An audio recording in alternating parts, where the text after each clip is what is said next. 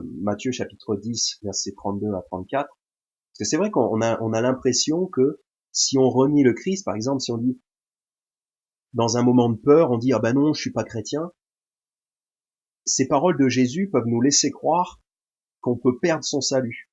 Parce que on a l'impression que si Christ nous renie, peut-être que ça veut dire qu'on va perdre son salut, ou alors qu'on n'était pas vraiment sauvé. Mais c'est pas le cas, en fait. En fait, tout d'abord, ce qui compte pour être sauvé, c'est de devenir enfant de Dieu. Ok? La Bible dit, mais à tous ceux, en Jean chapitre 1, verset 12, mais à tous ceux qui l'ont reçu, donc à tous ceux qui ont reçu Jésus-Christ, il leur a donné le pouvoir de devenir les enfants de Dieu, c'est-à-dire à ceux qui croient en son nom. Donc tous ceux qui croient en son nom, ils ont le pouvoir, c'est-à-dire le droit, l'autorité, le droit de devenir les enfants de Dieu. Donc on est sauvé par la nouvelle, quand on connaît la nouvelle naissance, quand on croit à l'évangile, quand on a entendu et cru l'évangile, on est sauvé, on devient enfant de Dieu à ce moment-là. C'est ça qui compte pour le salut. Et ici, dans le passage qu'on étudie, Matthieu chapitre 10, versets 32, 33, 34, Jésus ne dit pas que le Père va renier ses enfants. Jésus dit que lui-même, le Christ, le Fils de Dieu, va renier ses disciples, va renier les gens qui le renient.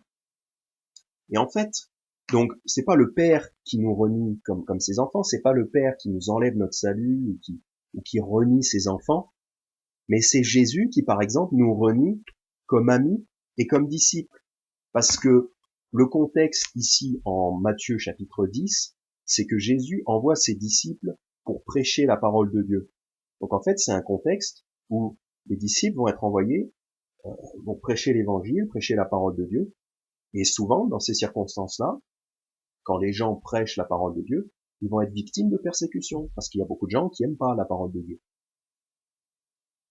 Et d'ailleurs, c'est pour ça que dans le passage étudié, je crois verset 34, je crois, Jésus nous dit, ne croyez pas que je sois venu apporter la paix sur la terre, je ne suis pas venu apporter la paix, mais l'épée, c'est-à-dire la division. Dans un autre passage, il dit la division. Donc, parce que quand on prêche l'évangile, ça divise. Il y a ceux qui croient et il y a ceux qui croient pas. Et ceux qui croient pas vont souvent persécuter ceux qui croient. Parce qu'on leur dit que leur croyance est fausse. Donc, ça les énerve souvent et ils vont du coup persécuter les disciples. Donc, dans ce contexte-là de persécution, il est possible que les gens, pour se protéger, mais ils devraient pas faire ça, c'est leur faiblesse humaine, pour se protéger, ils vont renier le Christ, ils vont dire, ah non, non, je suis pas chrétien, je connais pas le Christ, parce qu'ils pensent que comme ça, ils vont échapper à la persécution. Et quand les gens font ça, dans ce contexte-là, en fait, de facto, de fait, ils sont pas disciples. Parce qu'en fait, au moment précis où il faudrait le moins que les gens renient le Christ, que les disciples renient Jésus, c'est là qu'ils le renient. Parce que Jésus les envoie précisément pour témoigner de lui, de l'évangile et du Christ. Et à ce moment précis où ils devraient témoigner, ils le renient en face de la persécution. Donc évidemment, de fait, ils sont pas des disciples, puisque être un disciple, ça veut dire de témoigner, ça veut dire de prêcher l'évangile, entre autres choses. Mais la chose principale du disciple, c'est d'enseigner, c'est d'instruire les non-croyants, c'est de leur prêcher l'évangile. Donc si le disciple, à ce moment-là, renie le Christ, il fait plus son travail de disciple, donc de facto, il est plus disciple du Christ, puisque de fait, il ne fait pas son travail, il échoue dans sa mission de disciple. Donc tout simplement, c'est ça que Jésus dit. Quand il dit qu'il les renie, ça veut dire que ces gens-là ne sont momentanément, enfin, en tout cas à ce moment-là, ils sont pas des disciples. Ils n'agissent pas comme des disciples, puisqu'ils le renient. Donc Jésus les renie comme disciples. Ça veut pas dire qu'ils perdent leur salut, ça veut pas dire qu'ils sont pas sauvés. Mais par exemple, le Christ, à ce moment-là, il les considère pas comme ses disciples, et ces gens-là vont perdre certaines des récompenses qu'ils auraient pu avoir au ciel. Jésus aussi peut les renier comme amis. Jésus cesse de vous considérer comme son ami si vous le reniez. Il y a un passage, j'aime beaucoup, c'est dans Jean chapitre 15, euh, Jean chapitre 15, verset 14. Jésus dit à ses disciples, vous êtes mes amis si vous faites tout ce que je vous ai commandé. Donc là, c'est des convertis, c'est des disciples, et Jésus leur dit, vous aurez ce privilège-là, que je puisse vous appeler mes amis, si vous faites tout ce que je vous ai commandé. Donc être ami du Christ, c'est pas automatique. C'est pas tous les croyants, c'est pas tous les gens sauvés qui sont automatiquement des amis du Christ.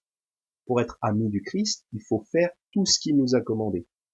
Donc il faut le suivre de près, il faut être un disciple très assidu et tout ça. Et si on le renie, bah il peut plus nous considérer comme ses amis. Il nous aime quand même, mais on a perdu cette proximité avec lui. Donc en ce sens-là, il nous renie. Il nous reniera aussi de certaines récompenses, voilà. Mais le Père ne nous renie pas comme ses enfants. C'est ça qui est important de relever. Ce passage-là ne dit pas que le Père nous éjecte de la famille, pas du tout. C'est le Christ qui, effectivement, qui nous dit, à ce moment-là, bah, si vous me reniez, bah, de facto, vous n'êtes pas mes disciples, quoi, c'est normal. Puisqu'au moment le plus précis, au moment particulier, au moment précis où vous devriez confesser le Christ et témoigner du Christ, bah, vous avez peur et vous le reniez. De facto, vous n'êtes pas des disciples à ce moment. Donc, vous êtes reniés. Vous êtes reniés comme disciples. Donc, voilà, n'ayez pas peur de ce passage-là. Effectivement, puis Jésus, par exemple, pourra cesser de vous protéger ou cesser d'accéder à certaines de vos prières, tout ça, si vous le reniez. Si vous faites pas votre job, si vous faites pas ce pourquoi il vous a employé, parce que Jésus emploie ses disciples justement pour prêcher l'évangile, pour témoigner de lui, de Christ. Si vous faites pas ça, ben, il n'y a pas de raison de vous protéger. Mais rassurez-vous, même si les gens sont faibles dans la chair et peuvent renier le Christ, lui, il se reniera pas. C'est ça qui est important de comprendre pour s'assurer du salut. C'est que, en fait, le salut dépend de la fidélité de Dieu. Le salut dépend de la promesse de Dieu. Le salut ne dépend pas de notre propre capacité à rester fidèle, y compris dans la persécution. Il y a un bon verset à ce sujet, c'est dans 2 Timothée chapitre 2, donc versets 11 à 13. C'est une parole fidèle, car si nous sommes morts avec lui, donc avec Christ, car si nous sommes morts avec lui, nous vivrons aussi avec lui. Donc là, ça parle du fait de, quand on a cru, en fait, dans le fond, le corps est mort, mais comme Jésus est mort et qu'il est ressuscité pour vivre éternellement, nous autres, le corps est mort, donc on est comme mort avec Jésus, mais comme on a cru en lui, nous vivrons aussi avec lui. Nous aussi, on sera ressuscité un jour. Il a fait cette promesse-là, que nous aussi, on vivra un jour avec lui. De même que lui, il a été ressuscité, nous aussi, un jour, on sera ressuscité. Verset 12, si nous souffrons, nous régnerons aussi avec lui. Donc si nous souffrons, en gros, si nous témoignons pour lui, si nous sommes de bons disciples, que nous prêchons la parole de Dieu, nous allons souffrir. C'est une certitude. Parce que la Bible dit aussi que, oui, et tous ceux qui veulent vivre pieusement dans le Christ Jésus souffriront la persécution. Donc c'est une certitude, tous ceux qui veulent être de bons disciples, qui veulent vraiment suivre le Christ, souffriront la persécution, à coup sûr. Parce qu'ils prêchent la parole de Dieu, et ça plaît pas au monde. Donc ils souffriront la persécution. Donc c'est pour ça qu'au verset 12, il dit, si nous souffrons, nous régnerons aussi avec lui. Donc si on souffre pour lui, il nous donnera des récompenses, il nous mettra en avant dans son royaume, il nous donnera plus d'autorité. Nous régnerons aussi avec lui. Et il faut souffrir pour ça. Si nous le renions, il nous reniera aussi. Donc c'est ça, le fait d'être renié, ça ne veut pas dire qu'on perd son salut, mais il y a ceux qui souffrent parce qu'ils prêchent la parole de Dieu, ceux-là auront des récompenses au ciel, ils régneront, et il y a ceux qui le renient parce que ils n'ont pas envie de témoigner pour le Christ, donc ils le renient. Donc ils disent non, je suis pas chrétien, ou voilà, je crois pas à ça et tout. Même si en fait ils y croient, mais ils prétendent qu'ils y croient pas pour se protéger. ben, ceux-là, ils renient Christ, il nous reniera aussi, par opposition à ceux qui vont régner. Donc il y a ceux qui vont régner, et il y a ceux qui vont être reniés, en fait.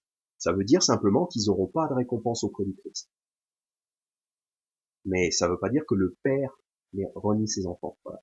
Et surtout, voilà où j'en viens, au verset 13.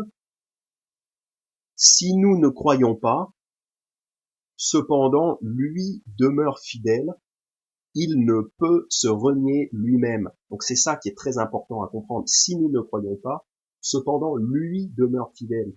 Il ne peut se renier lui-même.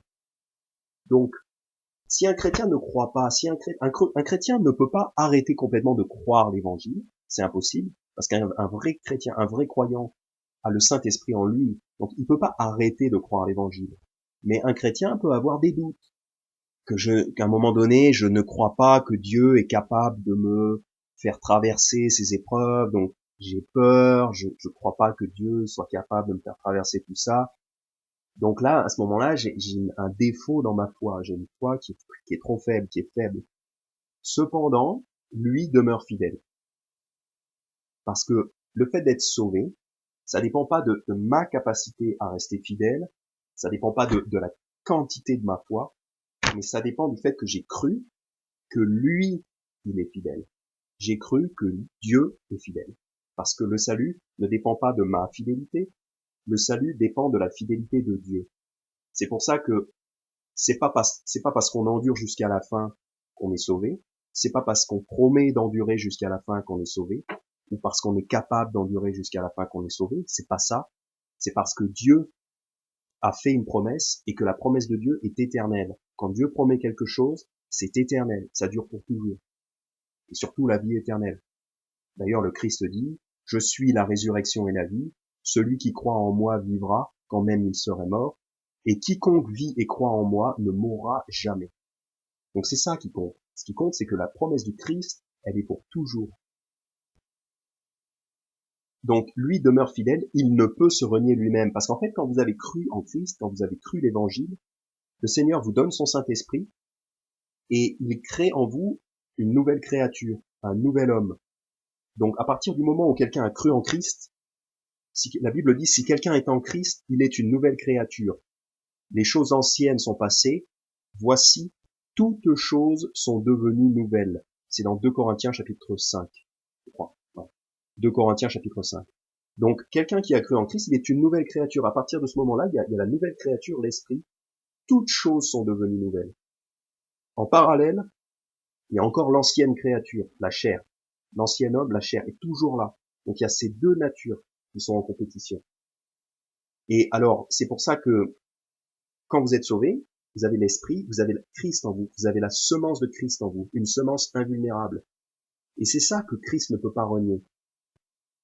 Il ne peut pas se renier lui-même parce que vous avez Dieu en vous, vous avez le Saint-Esprit en vous, vous avez Christ en vous, et Dieu ne peut pas renier ça. Si Dieu vous envoyait en enfer, ça voudrait dire qu'il se renie lui-même. Ça voudrait dire qu'il se rejette lui-même. Mais Dieu peut pas se rejeter lui-même. Il ne peut se renier lui-même. C'est sa parole. Il vous a donné sa parole. Cette parole est en vous par le Saint-Esprit quand vous avez cru l'évangile. Et c'est ça qu'il peut pas renier. Comme il y a ça en vous, il y a la parole de Dieu en vous, il y a son Saint-Esprit en vous, il peut pas se débarrasser de ça. Il peut pas rejeter ça. Et c'est cette partie-là de vous qui va au ciel. L'autre partie, la partie qui est la chair, cette partie-là, de toute façon, ne va pas au ciel. De toute façon, ça, c'est rejeté dans tous les cas. Mais la partie esprit, qui est régénérée, l'homme nouveau, la nouvelle créature en Christ, ça, Dieu ne peut pas le renier.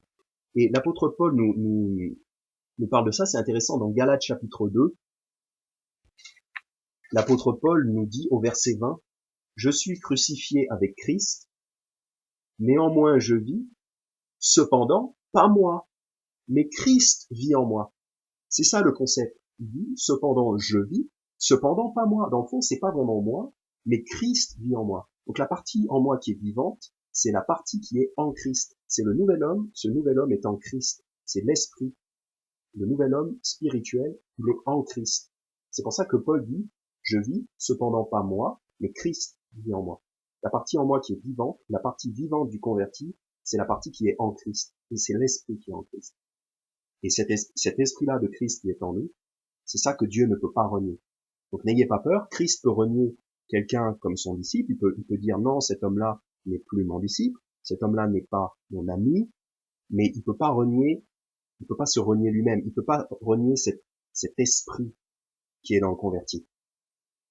Mais Christ vit en moi. Si vous êtes converti, vous avez Christ en vous, par le Saint-Esprit. Et ça, Dieu ne peut pas le renier. Dieu a fait de son Fils l'héritier, et vous êtes co-héritier avec lui, puisque vous êtes en Christ.